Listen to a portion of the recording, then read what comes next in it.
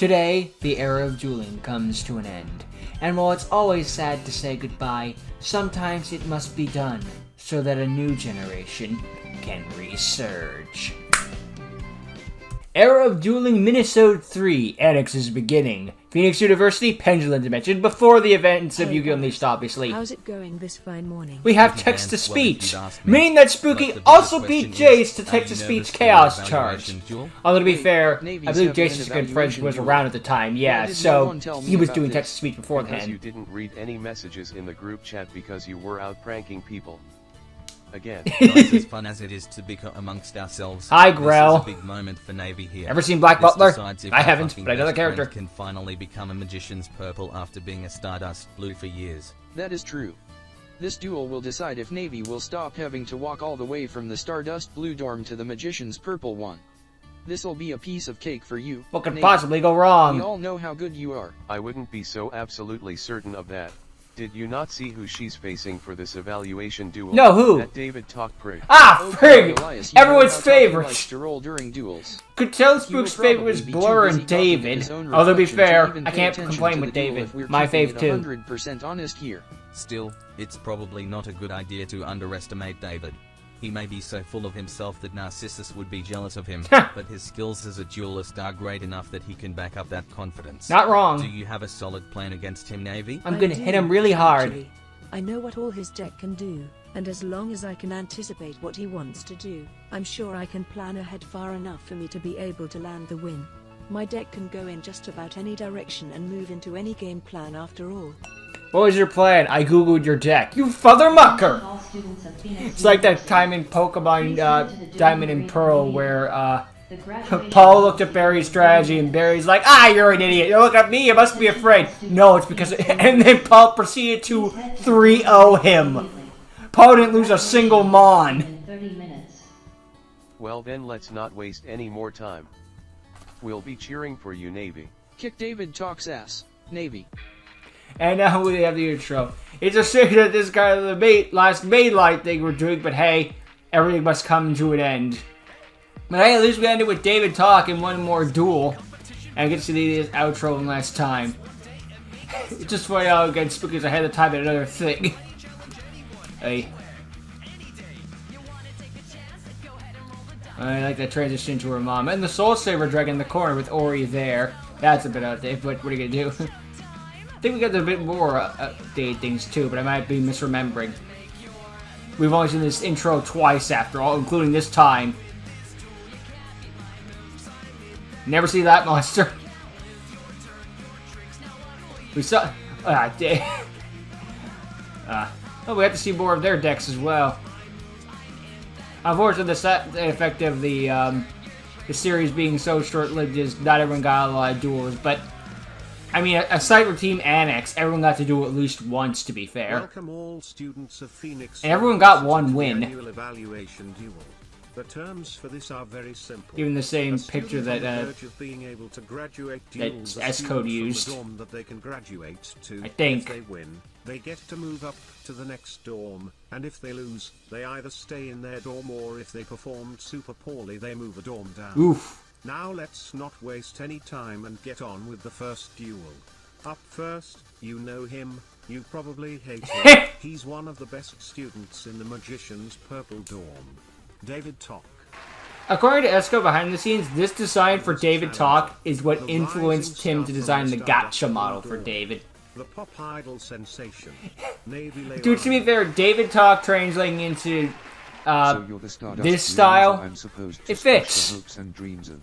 I also kind of like how he has snake-like eyes, looking down at everyone, seeing everyone as prey. I mean, that's probably a Rimaru Games thing, but still. Your mouth is, David. Get set to get decked. Fine then. Get your game on. Let's duel. Since I'm in a higher ranked dorm, I will make the first move. I draw. Get right into it. Is absolutely perfect. Uh-oh. I'll start by normal summoning my Clockwork gadget. Using his effect, I will add one Clockwork monster from my deck to my hand. Bye, Beetle. Next, Since I control a clockwork monster, I can special summon my clockwork beetle.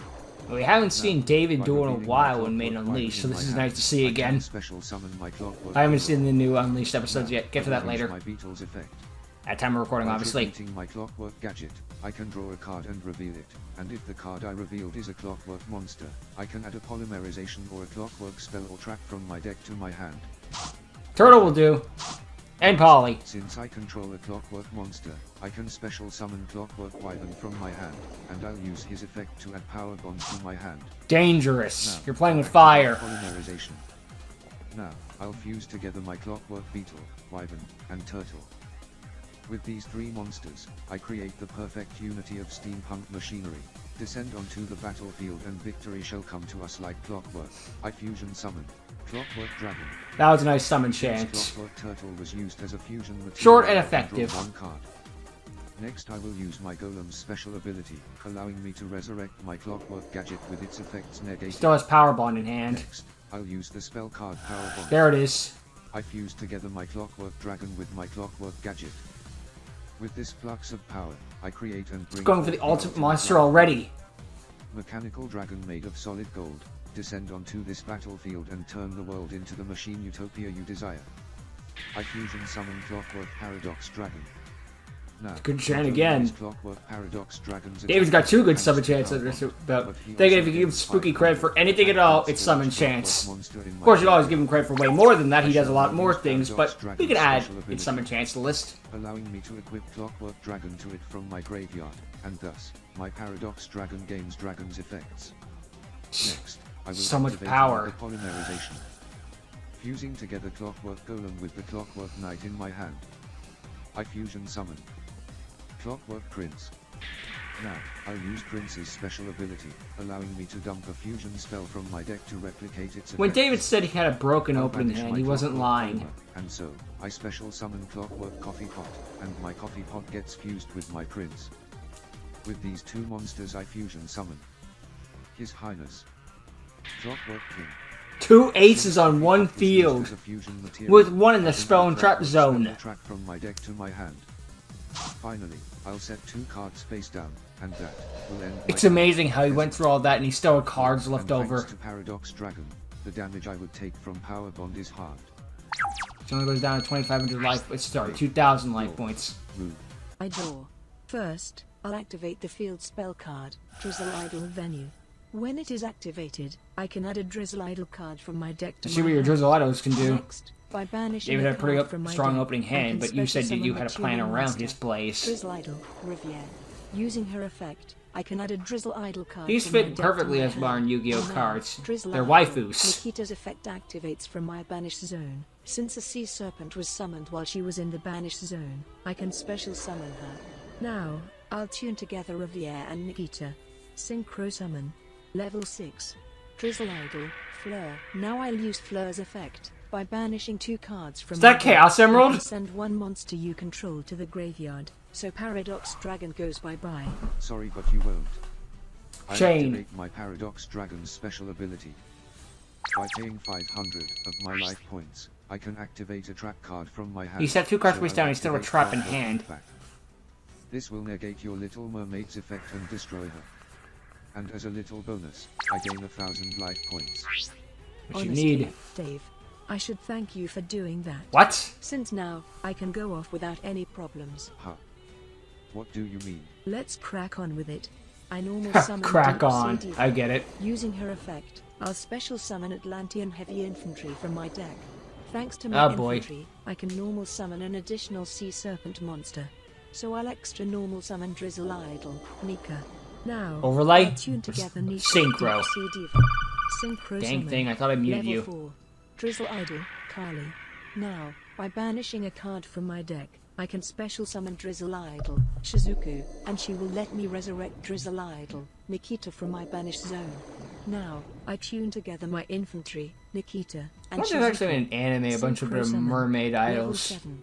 Yeah, they probably have at some Olivia. point. Now, I'll use Olivia's To be special fair. ability. By banishing Actually, was a that kind of card like from Little my Mermaid hand, 3? I can banish I the don't know. Clockwork Paradox Dragon on your field, and the Clockwork Turtle in your graveyard. And as a cherry on top, I can banish the top card of my deck. I won't let you. I activate my track card clockwork collection. By Crap. sacrificing my Paradox Dragon, I can draw 2 cards.